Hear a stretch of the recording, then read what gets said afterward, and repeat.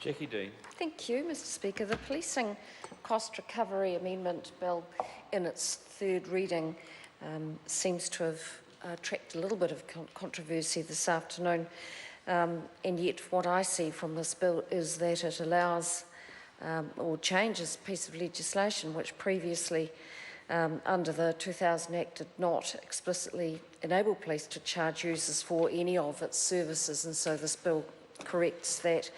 Amends the Policing Act, and with an intention of providing police with the ability to recover the cost of providing certain policing services, such as police vetting. And I do know my colleague Jonathan Young very well answered a Labour member who seemed unaware of what was in the bill, which was a bit disturbing given that he was sitting on the committee. But the point I think is worth re-saying is that a number of recent national and international developments have put increasing pressure on police vetting services, and these include the introduction of mandatory checks for the children's workforce, and that is required as National's Vulnerable Children's Act of 2014. Well, you know, can one argue that that is a worthy advancement in legislation? Police vetting is becoming increasingly common and increasingly necessary and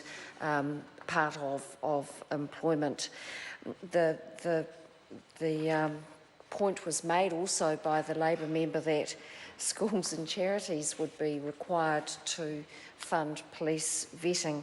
However, I do see that the Select Committee has done its job very well, and Cabinet has now agreed that the regulations will provide for a range of fee waivers, including agencies or a school making 20 vetting requests or fewer per year, so they won't be required to pay, nor will registered charities.